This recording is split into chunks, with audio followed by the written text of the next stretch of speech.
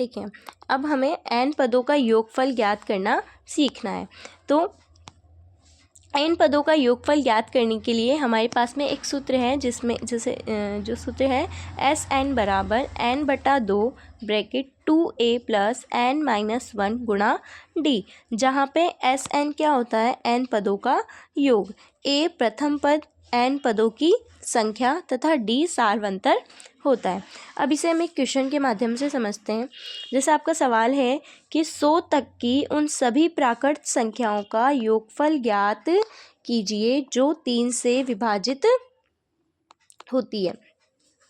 क्या सवाल है कि 100 तक की उन सभी प्राकृत संख्याओं का योगफल ज्ञात करना है जो क्या होती है 3 से विभाजित होती है। तो देखिए 3 से विभाजित होने वाली संख्या है, तो प्रथम हमें पता है कि 3 से कौन सबसे छोटी संख्या विभाजित होती है, 3 ही होती है। तो 3, फिर 3 दूनी 6, 3 तिया 9, 3 चौक 12, 3 पंजे 15। तो 3 से विभाजित वही संख्याएं होंगी जो किस में आएंगी, 3 के पहाड़े में आएगी। तो हमें कहाँ तक निकालनी है, 100 तक निकालनी है। तो 100 हमारा 3 से विभाजित नहीं होता, फिर इससे हम पीछे आए तो 99। जो 99 संख्या होती है वो क्या होती है, हमारी 3 से पूर्ण विभाजित होती है। तो यहाँ पे हमें एक समांतर श्रेणी प्राप्त होती है जिसका जो प्रथम पद है वो a बराबर 3 है तथा जो सारवंतर है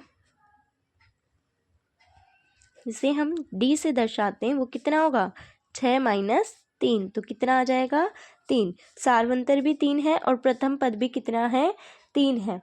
तो हमें इसका nवां पद ज्ञात करना है। कौन सा पद ज्ञात करना है, nवां पद। अब देखिए nवां पद जो है वो कितना है अपने पास में, 99। अब हमें n ज्ञात करना है तो इसके लिए हम सूत्र के अंदर इन सभी मानों को रखेंगे। तो nवां पद ज्ञात करने का सूत्र क्या होता है, Tn बराबर a प्लस n-1 गुणा d। यहाँ पे हम देखिए Tn कितना है हमारे पास में, 99 है, ठीक है। nवां पद है हमारे पास में, a कितना है, 3 है, प्लस n हमें मालूम नहीं है, ठीक है, -1 d हमें पता है 3 है। हमें क्या निकालना है, यहाँ पे n ज्ञात करना है, यानी पदों की संख्या ज्ञात करनी है। तो हम क्या करेंगे, पहले इस 3 को अंदर ब्रैकेट वालों से गुणा करेंगे। तो 99 बराबर 3 प्लस, जब हम 3 को n से गुणा करेंगे तो 3 आएगा, -3 एकम 3। अब आप देखेंगे कि ये प्लस का है और ये माइनस का है, तो ये आपस में क्या हो जाएंगे, कट जाएंगे। तो हमारा क्या बचा, 99 बराबर 3n। अब यहाँ पे n का मान निकालना है, तो ये गुणा में है, ये कहाँ जाएगा, भाग में। तो 99/3 बराबर n। 3 से 99 को काटेंगे तो n बराबर हमारे आ जाएगा 33। देखो 3 तिया 9, 3 तिया 9, तो n कितना आया हमारे पास में, 33। यानी n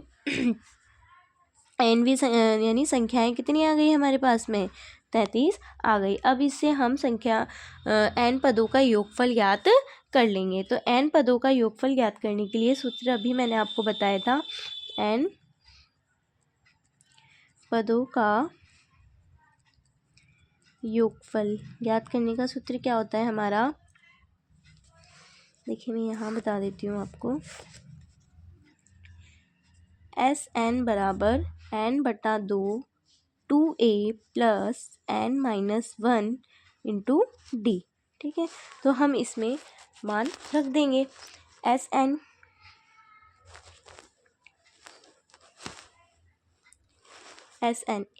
कितना है हमारे पास में, S33 बराबर, यहाँ पे n कितना है हमारे पास में, 33/2 2 गुणा a कितना है, 3 प्लस n कितना है, 33 माइनस का x गुणा d भी कितना है हमारे पास में, 3 है, ठीक है।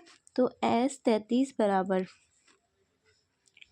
33/2 ब्रैकेट 2 तिया 6 प्लस 33 में से 1 गया, कितना बचेगा, 32 गुणा 3।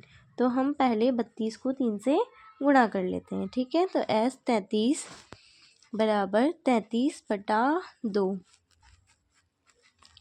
ब्रैकेट 6 प्लस 33 को हम 3 से गुणा करेंगे तो हमारे पास में आएगा 96। अब 96 में जब हम 6 जोड़ेंगे तो कितना आएगा, 33/2। 96 में जब हम 6 जोड़ेंगे तो हमारे पास में आएगा 102। अब आप देखेंगे कि ब्रैकेट है, इसके बीच में कोई चिन्ह नहीं है, इसका मतलब ये किस में है, गुणा में, और गुणा में है तो हम इसको क्या करेंगे, गुणा करेंगे। अब भिन्न संख्याओं का गुणा आप सभी ने सीखा है। इसमें हम क्या करते हैं, या तो आप इसके नीचे 1 लगा के आमने सामने संख्याओं को गुणा कर दीजिए, और दूसरा तरीका हमारा क्या है कि हम इस 2 से 102 को काट दें। तो देखिए 2 एकम 2, 2 पंजे 10 और 2 एकम 2, यानी 33 × 51। S 33 बराबर 33 × 51 बच गया। नीचे 1 है, इसको हम नहीं रखते हैं, ठीक है। जब हम 33 को 51 से जोड़ेंगे तो S 33 कितना आ जाएगा हमारे पास में, 1683, यानी हमारे पास 1 से लेकर 100 तक विभाजित होने वाली पूरी प्राकृत संख्याओं का योगफल कितना आएगा, 1683, यानी 1683।